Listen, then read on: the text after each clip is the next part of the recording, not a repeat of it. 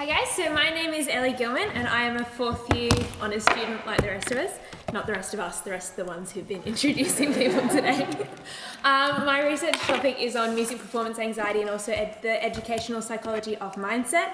And the idea of this is just to kind of inform feedback and how we give feedback to students, particularly those who are nervous about performing.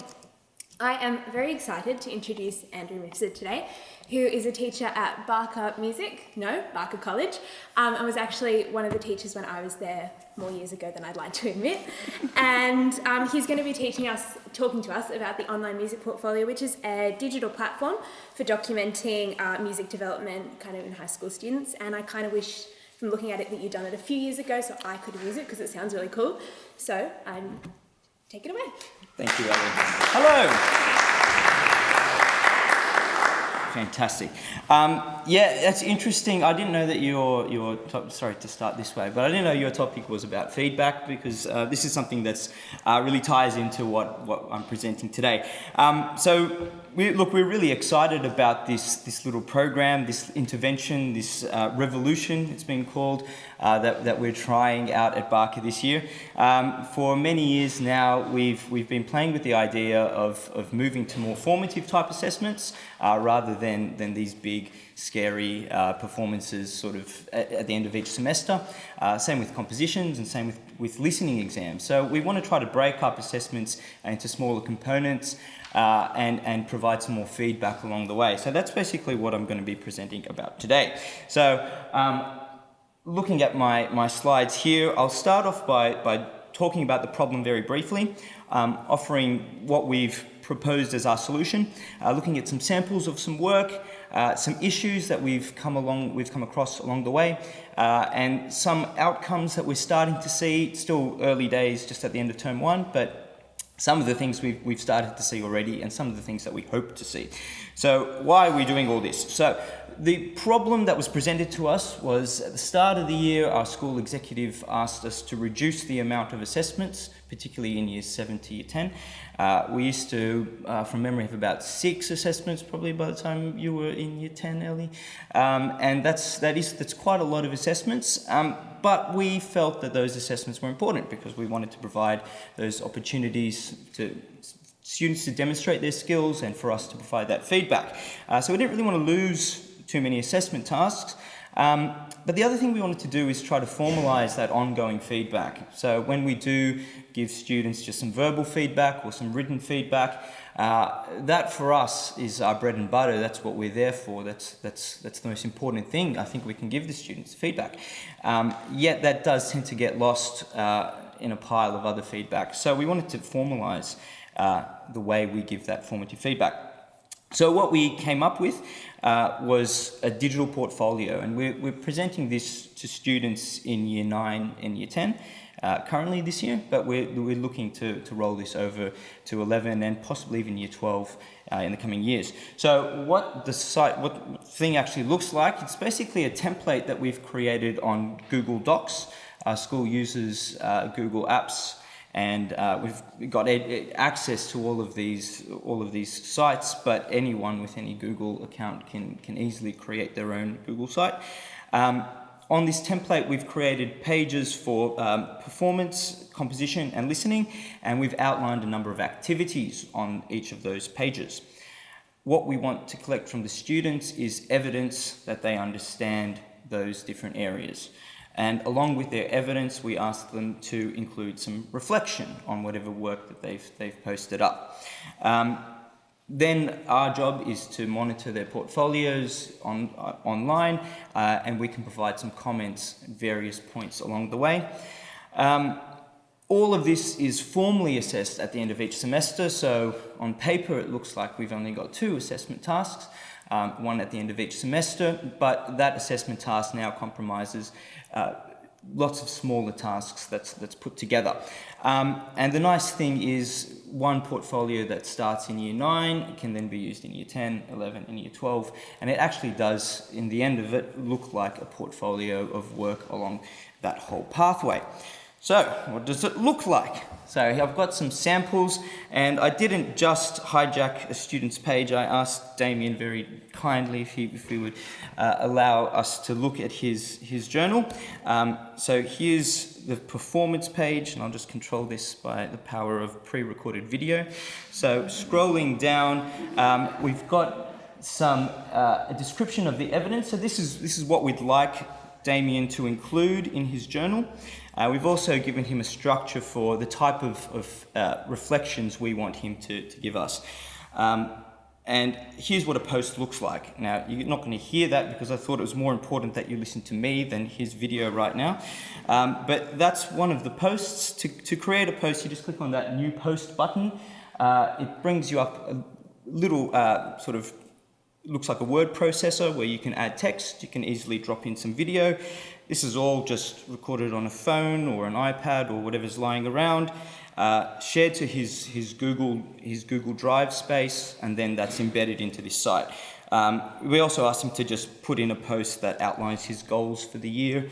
And that becomes, it's only term one, but that becomes part of the performance part of his portfolio. When we move on to composition, so that's that next tab over here. Again, you can see the types of work, the activities that we want students to include. We've got some links to worksheets. So we start with a bit of a Sibelius worksheet, how to use Sibelius, and it's a little activity that way. So we can click on that link and it takes him to that worksheet. But what I really like is we've never had Year 9 and 10 students give us a substantial composition portfolio. It's really just been bits and pieces and tatters. This is, although it looks fairly brief right now, he's got links to his almost weekly process. He's got a reflection on there, and really at that stage, that's really valuable for us and really valuable for Damien. So that's the composition side, and I'll just show you the listening tab. So listening in Year 10, we've got a couple of different activities, but one of the things that we want the students to keep is a log of all of the pieces that we've listened to in class, but also the pieces that the students themselves have gone out and researched. And it's quite easy to just add a graph down the bottom there that the students can edit and punch in the piece so that they can remember what they've listened to. But I'll just show you now one of sample of his work that he's uploaded here. So this was an in-class oral test, just to get a bit of an understanding of where the student's at the moment. So this was marked in the old school red pen fashion. But then we scan that up and add that to his portfolio. Now, if I wanted to give Damien some constructive feedback, you can do this at the end of every post, just going down to the comment section and there we go, typing that in. And now, obviously, I can make that some more substantial feedback if I like. And you can do that with all of the posts, so with composition and with performance as well. So it's that easy just to keep that feedback there. So that's what the whole thing looks like. Some of the issues, obviously, when you try something new, you're going to run into a couple of roadblocks. The initial planning was a fairly substantial one. It took us a bit of time, although we had our program already in place. It did take us a bit of time to build the site. It took us a bit of time to actually plan out what each page is going to look like, how we're going to give students access to all of this. And so there was a lot of logistical problems early on. And it did take us about 2 weeks to actually get things settled. Now that we've got things in place, we think that we can roll that out a lot faster in future, but that's a first hurdle. There's obviously going to be some technical challenges, and that really comes from the staff learning how to use that type of technology, learning that the skills, the digital literacy to use Google Sites and embedding videos and doing things like that. And the students, although we sometimes think that these young guys know how to use every whiz-bang bit of technology, it's not really true. There is no sort of Web 2.0 generation or anything like that. I think that there's still students that really struggle with using technology, and we definitely had students that struggled with the process of uploading videos and things like that. However, I don't think that that means we stop that task. I think it means that we teach them, because it's what we do. So we teach them how to use that technology. And we feel that we're using that technology in a really important way. The last one there, quickly, self-regulation.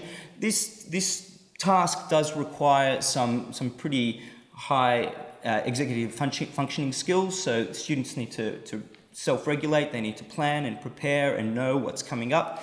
This is all due at the end, as I said, of each semester, but they've got all of this time leading up to it to actually build their portfolio. And although we are checking it on a regular basis, we do require the students to go in themselves and know that they're keeping up to date.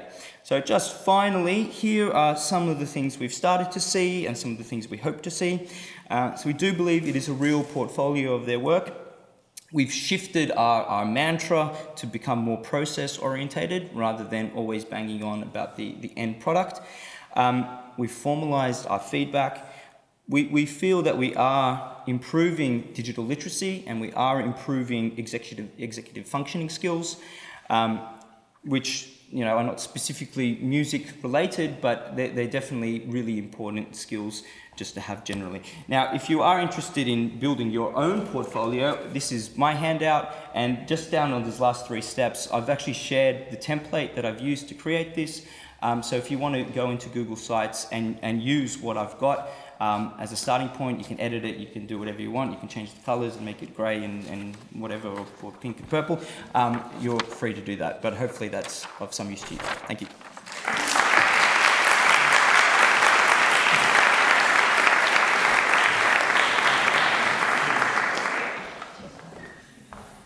That was our first Teach Me, and I can't believe how incredibly lucky we are. I can't wait to do it again in 6 months. A huge thank you again, please, to our 5 presenters.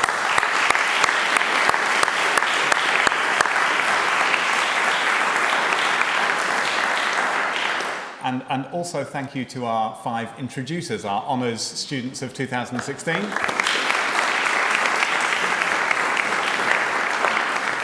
We're taking absolutely no questions now because we've got refreshments in the atrium, and we would much rather you spoke to the presenters and asked them all the questions out there. But I will just say, in 4 weeks from now, we have the next About Music Education talk, and that's going to be about why you should be teaching hip-hop in your music classrooms with Luca Lesson, who is an Australian poetry slam champion, and Jordan Thomas Mitchell, who will be in residence here at the Conservatorium from Florida at the time. So I hope you can join us again in 4 weeks. Thanks for coming.